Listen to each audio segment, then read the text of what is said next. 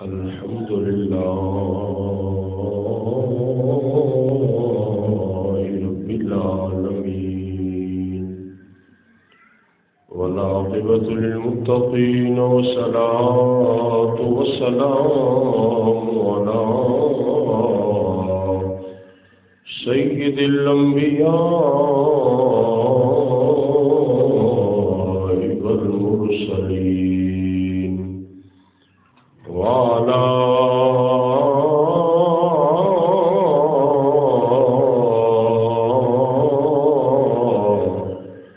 آله وأصحابه وأزواجه وذرياته أجمعين. أما بعد فأعوذ بالله من الشيطان الرجيم. بسم الله الرحمن الرحيم.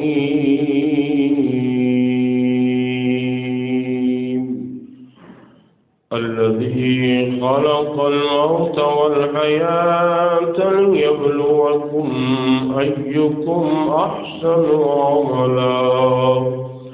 صدق الله العظيم. إن الله وملائكته يصلون على النبي يا أيها الذين آمنوا صلوا عليه وسلموا تسلیما.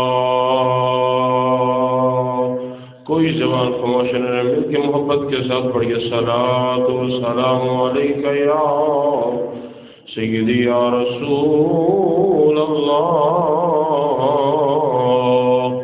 وعلی آلک و صحابک یا سیدی یا حبیب اللہ. الصلاۃ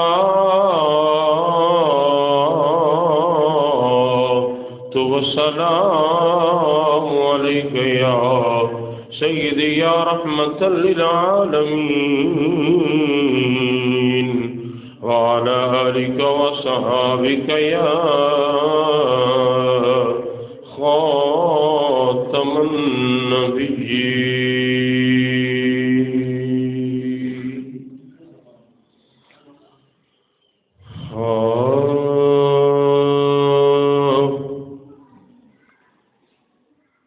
بندیا جہانوں تے کرینا گمان وے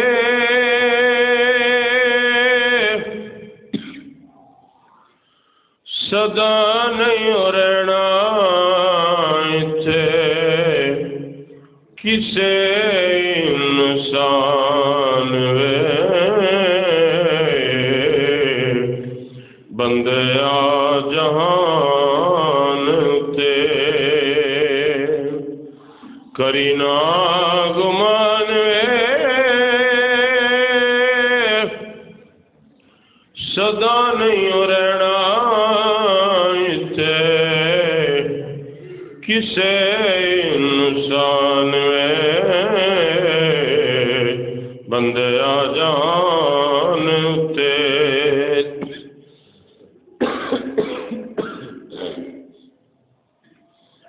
وڈے وڈے راج آلوں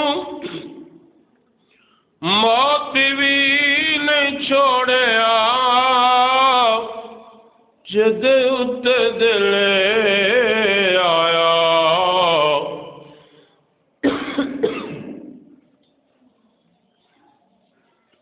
وڈے وڈے راج آلوں موت بھی نہیں چھوڑیا جد ات دل آیا. وہ پھل توڑیا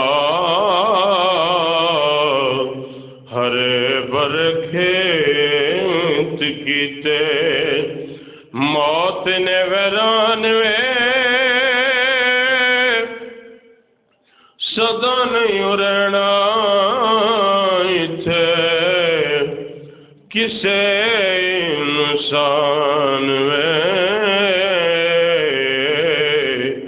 بندیا جہان اتے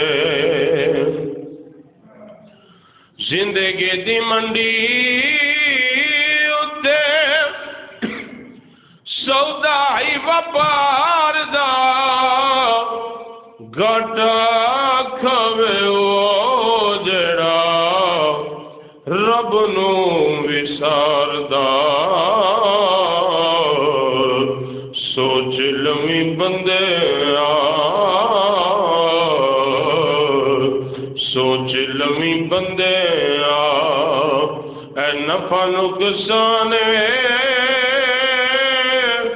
سدا نہیں ہو رہنا اتھے کسے انسان بندیا جہان تے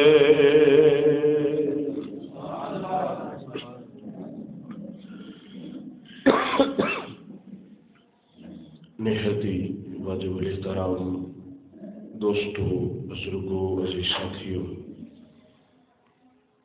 اللہ کریم دی حمد و ثنا پیارے محبوب صلی اللہ علیہ وآلہ وسلم دی ذات اقدس تے درود و سلام دا نذرانہ پیش کرن تو بعد دعا ہے اللہ تعالیٰ حق اور سچ بیان کرن دی توفیق عطا فرمائے۔ اللہ تعالیٰ اسا سارے نو سنا کے اس دے تے عمل کرن دی توفیق عطا فرمائے۔ تو حضرات محترم،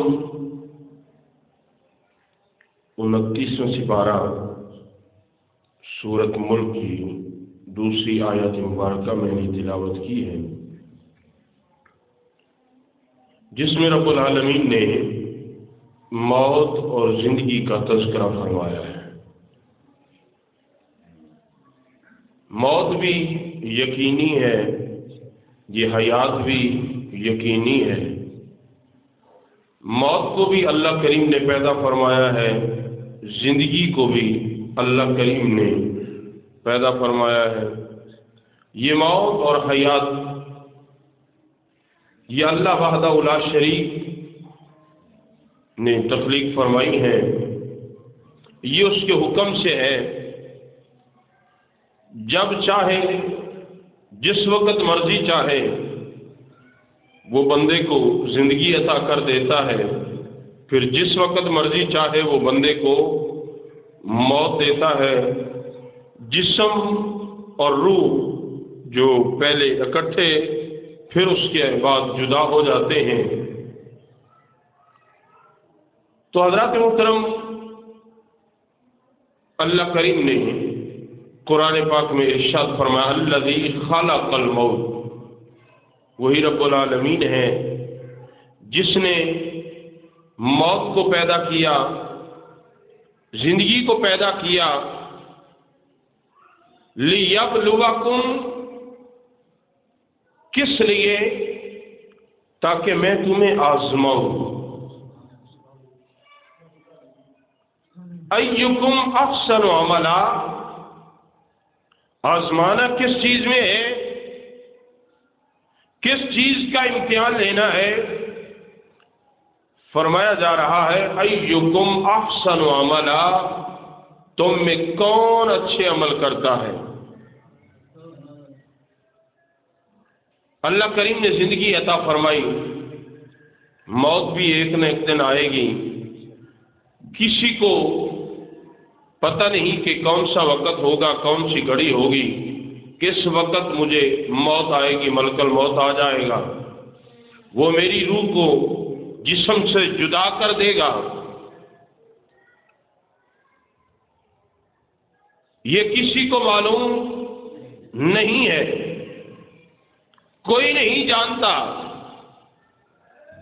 لیکن اس آیت مبارکہ میں رب العالمین نے موت کا تذکرہ پہلے فرمایا، خلق الموت والحیات، حالانکہ ظاہراً اللہ کریم نے ہمیں پہلے زندگی عطا کی ہے، بعد میں موت آئے گی، قبر میں چلے جائیں گے، پھر رب العالمین زندہ فرمائے گا۔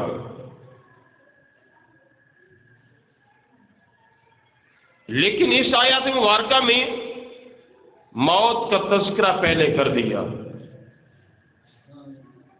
اے میرے بندے،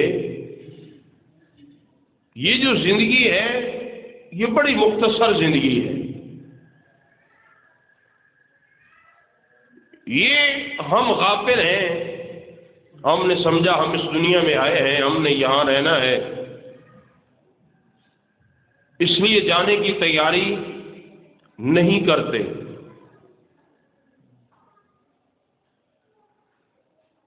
اگر ہمیں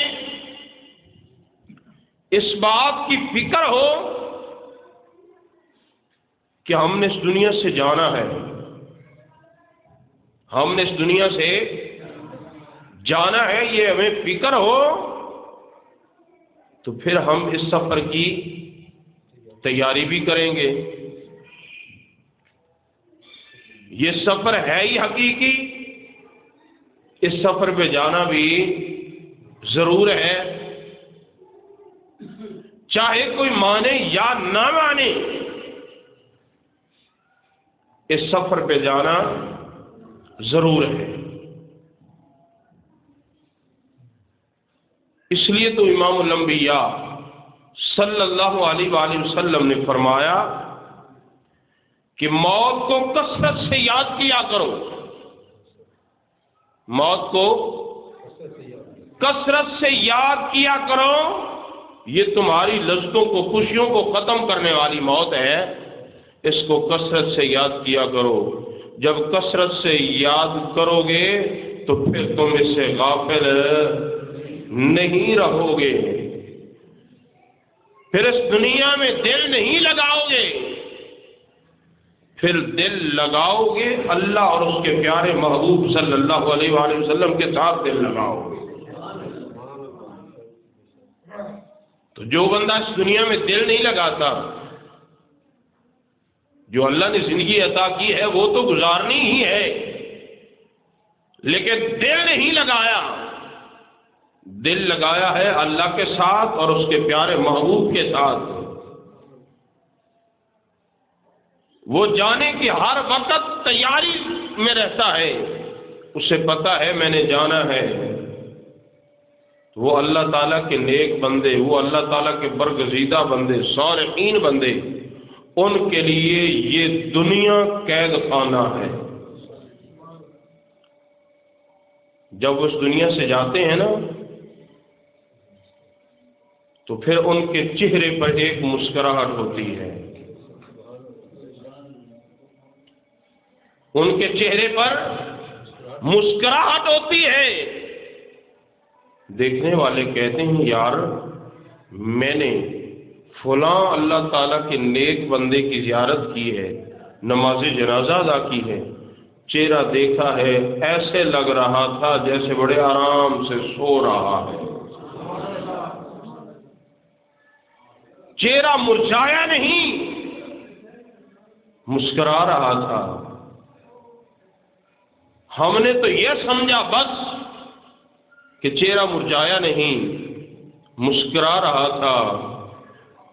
تو میرے آقا صلی اللہ علیہ وآلہ وسلم کا فرمان علی شان یہ ہے کہ جب اللہ تعالیٰ کا نیک بندہ فوت ہوتا ہے نا تو پھر اس کے اور حشر کے درمیان جتنے بھی پردے ہوتے ہیں جو اللہ نے اس کو اجر و مقام عطا فرمایا ہوتا ہے، وہ اللہ کریم سارے پردے ہٹا دیتا ہے،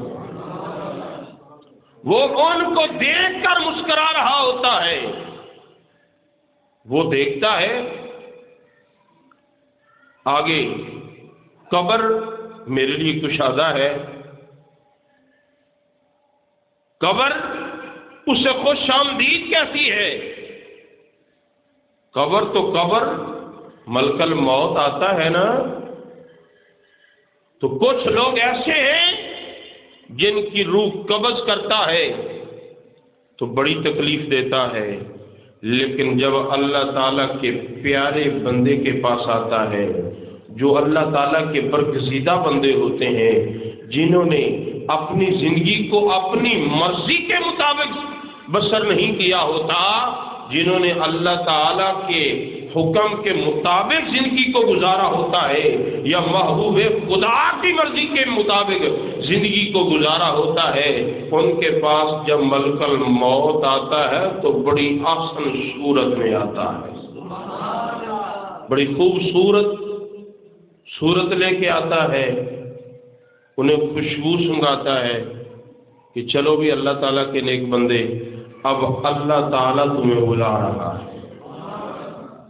وہ خوش ہو جاتے ہیں، اس لیے خوش ہوتے ہیں کہ انہیں اپنی اگلی جو منزلیں ہیں وہ نظر آ رہی ہیں۔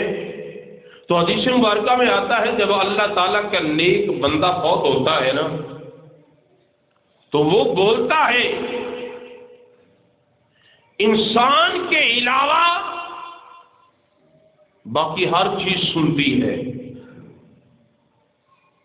اگر انسان اور جن اس کی آواز سن لیں تو ان پر غشی طاری ہو جائے، لیکن یہ اس کی آواز نہیں سنتے۔ نیک بندہ فوت ہو جائے، گھر والے غسل دیتے ہیں تو فرشتے کہتے ہیں تم غسل بعد میں دینا، اس نیک بندے کو ہم نے پہلے غسل دینا ہے۔ حتیٰ کہ اس کی کروٹ بدلتے ہیں تو فرشتے اس کی پہلے تبدیل کر دیتے ہیں۔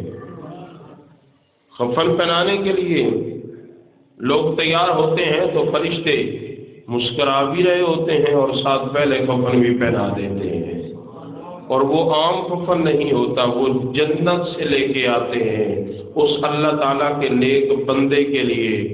کس کے لیے؟ جس نے زندگی کو اپنی مرضی کے مطابق نہیں گزارا، اس نے زندگی کو اللہ وحدہ لا شریک کی مرضی کے مطابق گزارا ہے۔ ایسا نہیں کہ کچھ کام اپنی مرضی کے کر لیے، جو اپنی خواہشات تھی، جو اپنے نفس نے کہا وہ کر لیا، تو جو اللہ کی مرضی ہے اس کو پیچھے کر دیا، تو ایسا بندہ کامیاب نہیں ہے۔ حالانکہ اللہ وحدہ لا شریک اپنے بندوں سے بڑی محبت فرماتا ہے، بڑا پیار فرماتا ہے۔ اور میں حدیث سے پاک عرض کر رہا تھا کہ وہ نیک بندہ، اللہ تعالیٰ کا برگزیدہ بندہ، جب اس کو گھر والے چار پائی پر لٹا کر قبرستان کی طرف لے کے چلتے ہیں تو وہ یہ کہہ رہا ہوتا ہے مجھے جلدی لے جاؤ، مجھے جلدی لے جاؤ۔ کیوں؟ اللہ کریم نے اس کی جو نظروں کے آگے پردے تھے وہ سارے ہٹا دیے ہیں۔ اسے نظر آ رہا ہے کہ اللہ مجھ سے راضی ہو گیا ہے، اللہ مجھ سے راضی ہو گیا۔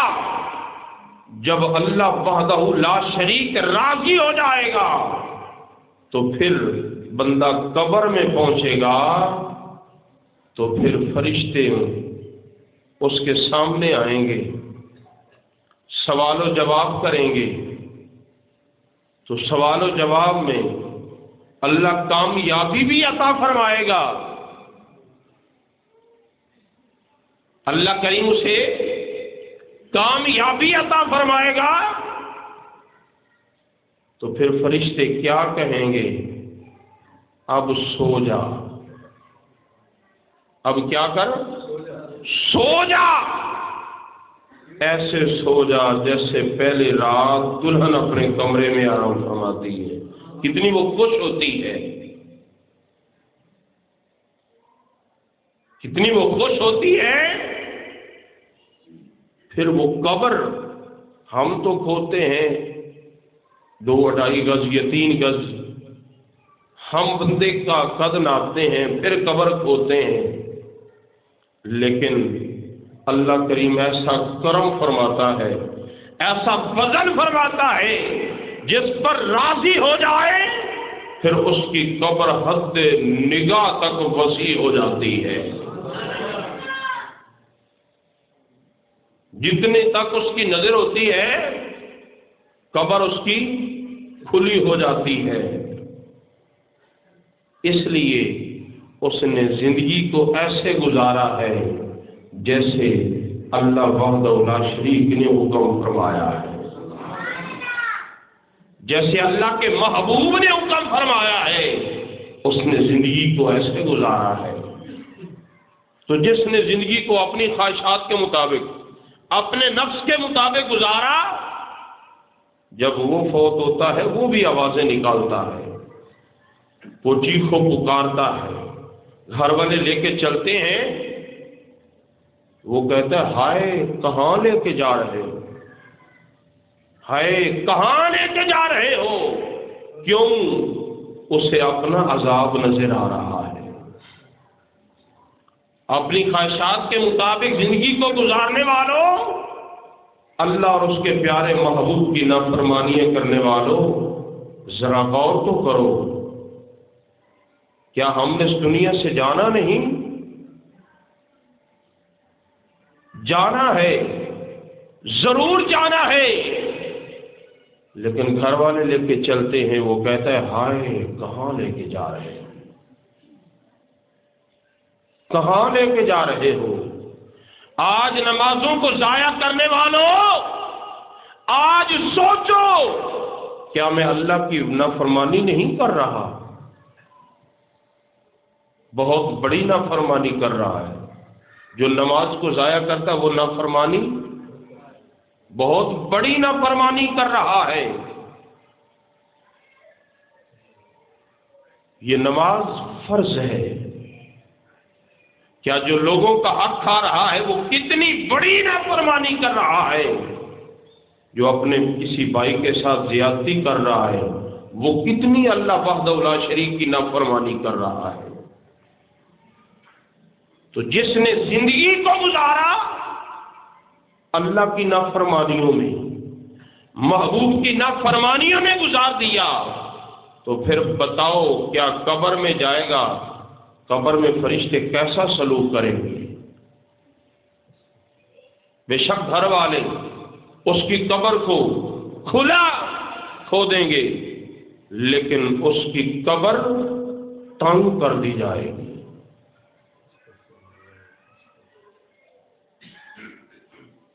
ایک روایت میں آتا ہے میرے آقا صلی اللہ علیہ وآلہ وسلم ایک صحابی کے جنازے پر تشریف لے گئے، قبر کو تھوڑی سی دیر تھی تو میرے آقا تشریف فرما ہے، ایک لکڑی ہاتھ میں ہے، میرے آقا اپنے دست مبارک سے زمین کو ویسے جیسے لکڑی بندہ چلاتا ہے چلا رہے ہیں، تو صحابہ فرماتے ہیں ہم بھی ساتھ موجود تھے، لیکن ہم ایسے خاموش تھے جیسے ہمارے سروں کے اوپر پرندے بیٹھے ہوتے ہیں۔ تو میرے آقا صلی اللہ علیہ وآلہ وسلم کی آنکھوں سے آنسو تھے۔ ہم نے عرض کی آقا کیا وجہ ہے؟ تو میرے آقا صلی اللہ علیہ وآلہ وسلم نے فرمایا میرے غلاموں، یہ قبر آخرت کی منزلوں میں سب سے پہلی منزل ہے، یہ یا تو جہنم کے گڑھوں سے ایک بڑا گڑھا ہے یا جنت کی کیاریوں میں سے ایک کیاری ہے۔ تو جنت کی کیاری کیسے بنے گی؟ جنت کی کیاری کیسے بنے گی؟ ہم نے اپنا گھر بنانا ہو اس کی تیاری کرتے ہیں کہ نہیں کرتے؟ پہلے نقشہ بنواتے ہیں، پیسے خرچ کرتے ہیں، پھر مستری مزدور بلاتے ہیں، سامان اکٹھا کرتے ہیں۔ کس لیے؟ ہم نے گھر ایسے بنانا ہے، اس کے لیے تیاری ہے، لیکن یہ تیرا گھر نہیں، یہ تو عارضی ہے۔ یہ کیا ہے؟ یہ تو عارضی ہے، یہ تیرا مستقل گھر تو نہیں ہے جس کے لیے اتنی محنت کر رہا ہے، لیکن جو تیرا اصلی گھر ہے اس کے لیے تیاری نہیں ہے۔ اس کے لیے تیاری نہیں ہے۔ اے میرے بھائی، کیا ہم نے قبر میں نہیں جانا؟ میرے آقا تو فرما رہے ہیں یہ قبر یا تو جنت کی کیاریوں میں سے کیاری ہے یا جہنم کے گڑھوں میں سے گڑھا ہے۔ پھر ایک دن ایسے ہی حضرت سیدنا عثمان غنی ذو النورین رضی اللہ تعالیٰ عنہ آپ قبرستان تشریف لے گئے، قبر کے اوپر کھڑے ہو کر اتنا روئے، داڑھی مبارک تر ہو گئی۔ قبر کی مٹی کے اوپر بھی آنسو گرنے لگے۔ تو صاحب جو غلام تھے، جو پیر بھائی تھے، انہوں نے پوچھا، اے پیارے عثمان، کیا وجہ ہے؟ اتنا کیوں رو رہے ہو؟ حالانکہ عثمان تو وہ شخص ہے، وہ ہستی ہے جس کو تیرے اور میرے غمخوار نبی نے فرمایا ہے اگر کسی نے جنتی کو دیکھنا ہو تو میرے عثمان کو دیکھ لے۔ اس عثمان نے تو میرے آقا سے کئی مرتبہ جنت خریدی ہے، لیکن پھر بھی قبر کے اوپر کھڑے ہو کر اتنا رو رہے ہیں۔ پوچھا گیا تو فرمانے لگے، میرے آقا نے فرمائی یہ آخرت کی منزلوں میں سب سے پہلی منزل ہے، اگر بندہ اس میں کامیاب ہو گیا اگلی منزلوں میں اللہ کامیابی عطا فرمائے گا، اگر اس پہلی منزل میں بھی پھنس گیا تو پھر آگے کیا بنے گا؟ تو یہ پہلی منزل میں کامیابی کیسے ملے گی؟ یہ پہلی منزل میں کامیابی اللہ اور اس کے پیارے محبوب کی فرما برداری میں زندگی گزاریں گے تو پھر ملے گی۔ لیکن ہر بندے نے، میں نے، آپ نے اپنے دل اور دماغ سے فیصلہ کرنا ہے، کیا ہم جو زندگی گزار رہے ہیں کیا ہم اللہ اور اس کے پیارے محبوب کے فرمان کے مطابق گزار رہے ہیں؟ ہم تو دوسروں کی باتیں کرنے کے لیے تیار ہیں، دوسروں کی چغلی، غیبت، حسد کرنے کے لیے تیار ہیں۔ یہاں تو اور مولوی محفوظ نہیں ہے، علماء محفوظ نہیں ہیں، صرف چغلی، غیبت، حسد وہ ہم نے کرنا ہے، لیکن ہمیں یہ معلوم نہیں ہے کہ یہ جو میں کسی کی غیبت کر رہا ہوں اس کے نامہ اعمال میں نیکیاں جا رہی ہیں، میرے نامہ اعمال میں گناہ لکھے جا رہے ہیں۔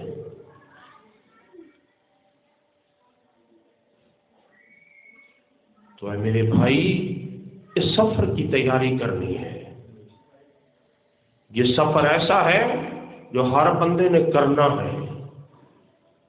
تو اس مقام پر شاعر نے بڑا نقشہ پیارا بیان کیا کہ دل غافل نہ ہو یکدم،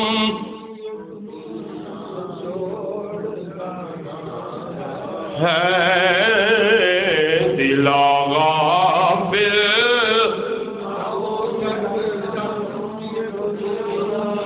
گوڈیاں تو ہاتھ لا کے ذرا محبت نال، دل غافل نہ ہو یکدم، جانا ہے دل غافل نہ ہو یکدم، یہ دنیا چھوڑ جانا ہے، دل غافل نہ ہو یکدم، یہ دنیا چھوڑ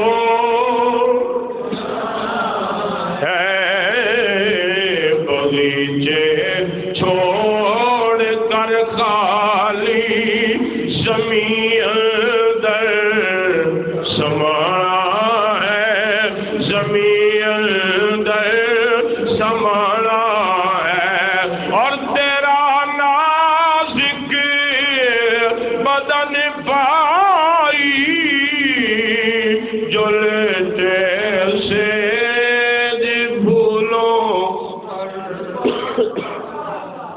تیرا نازک بدن نے پائی جو لیتے سیج پھولوں پر ہوئے گا ایک دن مردار یہ کرموں نے ماں سکھانا ہے یہ کرموں نے ماں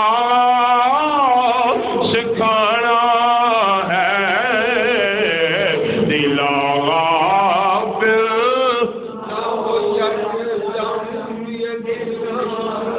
چھوڑ جانا ہے دلا غافل نہ ہو یک دم یہ دنیا چھوڑ جانا ہے بغیچے چھوڑ کر خالی زمین اندر سمانا ہے زمین اندر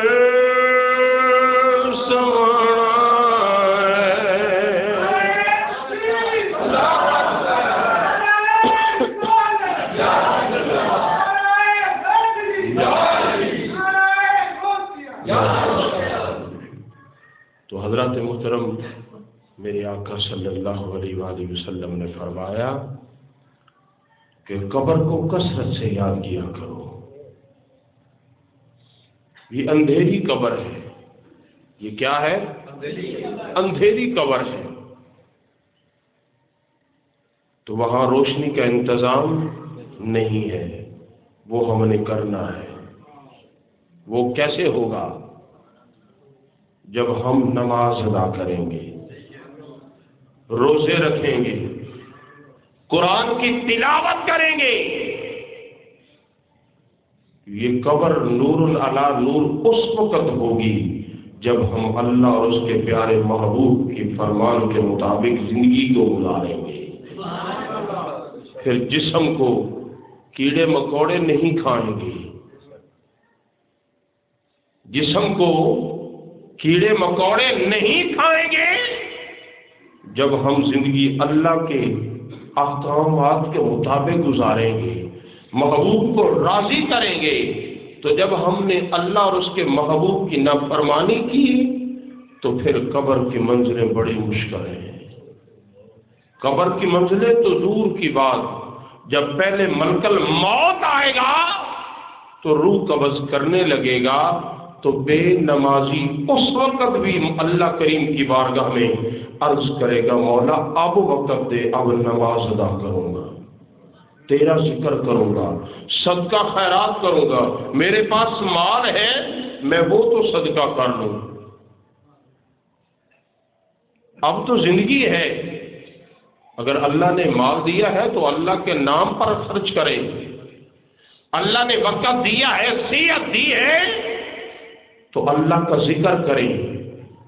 نماز 5 وقت کی جواب کے ساتھ ادا کریں بھائی، ورنہ قیامت والے دن بہت مشکل گھڑی ہوگی، بہت مشکل گھڑی ہوگی. قبر میں بڑی پریشانی ہوگی. وہاں کوئی تیرا بہن بھائی رشتہ دار تیرا ساتھ نہیں دے گا، کوئی تیرا ساتھ نہیں دے گا. اس وقت بھی اگر کرم فرمائیں گے تو اللہ کے پیارے محبوب امام الانبیاء نبیوں کے سردار غریبوں کے غم خار کرم فرمائیں گے. تو وہ کرم کیسے فرمائیں گے؟ جب ہم نے ان کو راضی کیا تو پھر ہی کرم فرمائیں گے نا. اگر ہم نے ان کی نافرمانی کی، ان کو ناراض کیا، آقا کی آنکھوں کی ٹھنڈک جو نماز ہے وہی ادا نہ کی تو پھر کیا بنے گا؟ آقا کرم فرمائیں گے؟ میں نے پہلے ہی عرض کر دیا تھا کہ اللہ بھی اپنے بندوں سے بڑی محبت فرماتا ہے، محبوب خدا بھی اپنے غلاموں سے بڑی محبت فرماتے ہیں. تو محبت کر کے دیکھ تو صحیح، تو ایک قدم آگے چلتا ہے، اللہ کریم 10 قدم اپنی شایع شان کے لائق بندے کے قریب ہو جاتا ہے. حضرت سیدنا عمر فاروق رضی اللہ تعالیٰ عنہ آپ فرماتے ہیں کہ ایک دن پیارے آقا صلی اللہ علیہ وآلہ وسلم کی بارگاہ میں کچھ قیدی پیش کیے گئے، تو ان میں کچھ مرد تھے، کچھ عورتیں تھیں۔ تو ایک عورت جس کا بچہ بھی گم ہو گیا، وہ بڑی پریشان تھی، بڑی پریشان، تلاش کرتے کرتے بچہ اسے مل گیا۔ بچہ جب مل گیا تو وہ بڑی خوش ہوئی، بچے کو پیار کر رہی ہے۔ تو میرے آقا نے فرمایا میرے غلاموں، دیکھا تم نے یہ ماں بچے کو کیسے پیار کر رہی ہے؟ جی آقا بڑا پیار کر رہی ہے۔ فرمایا میرا وحدہ لا شریک، جیسے یہ ماں بچے کو پیار کر رہی ہے، اللہ اپنے بندوں سے اس سے بھی زیادہ پیار فرماتا ہے۔ لیکن بندہ بندہ بنے، اگر بندہ بندہ ہی اللہ کا نہ بنے تو پھر ہیں سارے بندے۔ جدوں کو الٹا کام کرتا نا تو دوسرا سمجھدار بندہ کی کہندا ہے، ہوئے بندہ بن، پہلے بندہ نظر نہیں آ رہا، ہے پہلے ہی بندہ، لیکن جدوں اللہ نو راضی کرن والے کام کریں گے تو پھر انہوں کہندے نے اللہ دا بندہ۔ اس واسطے دعا ہے اللہ تعالیٰ اساں سارے اپنے اور اپنے پیارے محبوب صلی اللہ علیہ وآلہ وسلم دے احکامات دے مطابق زندگی نو گزارن دی توفیق عطا فرمائے۔ آمین۔